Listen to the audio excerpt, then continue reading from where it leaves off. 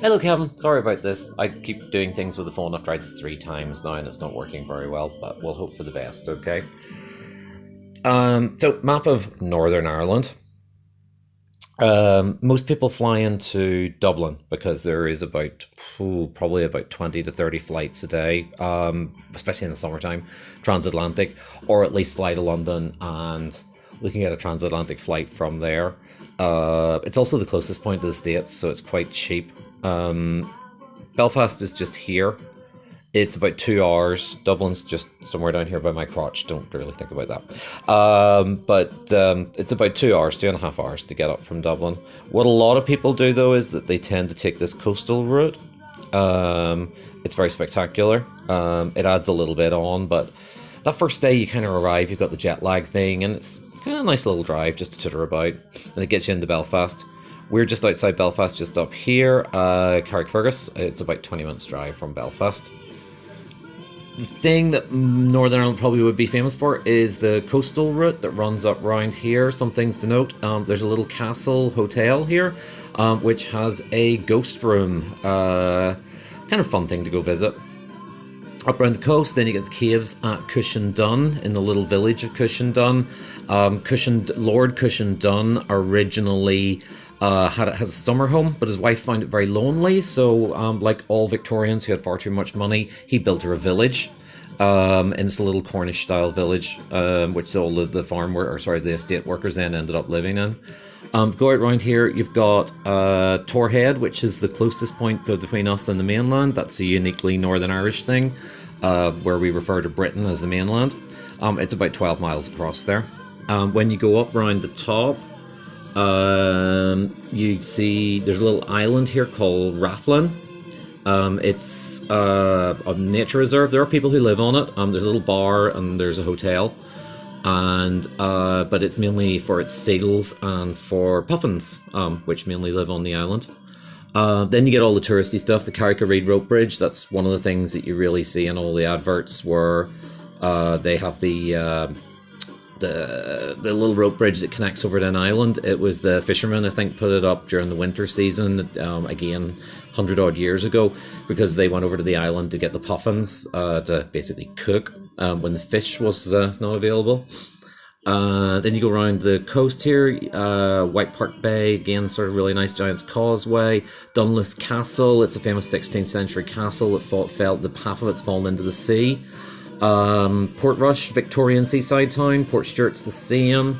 And again, sort of sticking around the coast here, you head down to Derry, or Londonderry. It's the Protestants call it Londonderry, the Catholics call it Derry, but it's really just called Derry.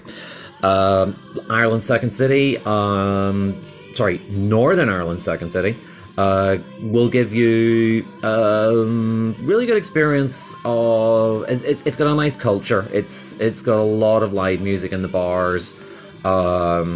It's kind of like our version of San Francisco or Seattle or something like that. It's quite liberal and quite hip and trendy. Follow the coast on, this is actually now disappeared down into the Foyle River. So this is the border between Northern Ireland and the Republic of Ireland. So this is in the north and this is in the south, but the south is in the north here. That probably makes sense. Anyway, this area here is the Sperrins. As you can sort of see, this map has already marked out some little touristy routes on it.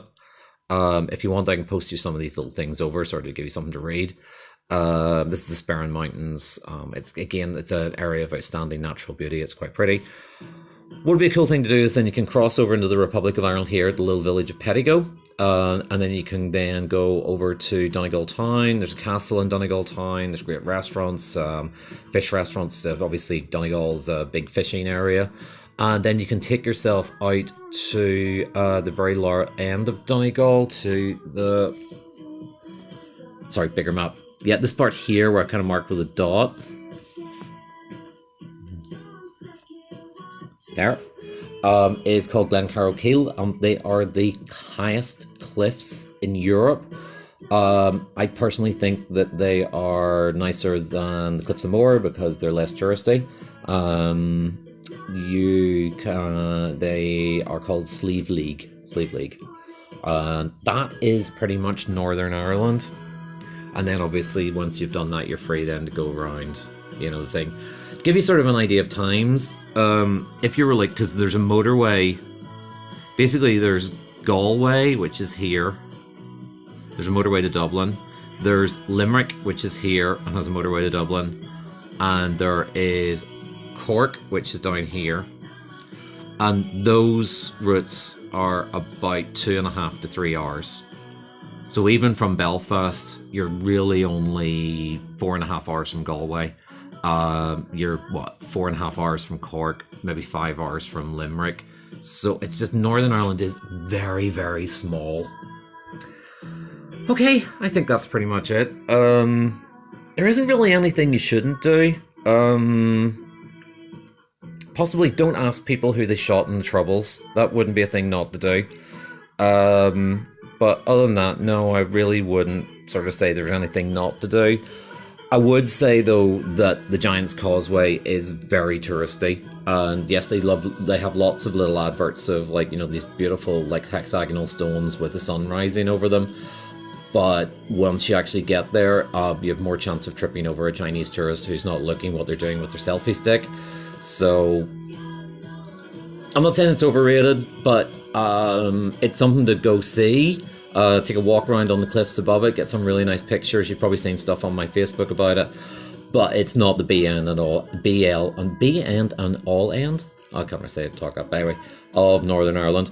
Oh, other thing is Belfast. I'll give you a tour of Belfast if you make it this far, because it's kind of cool.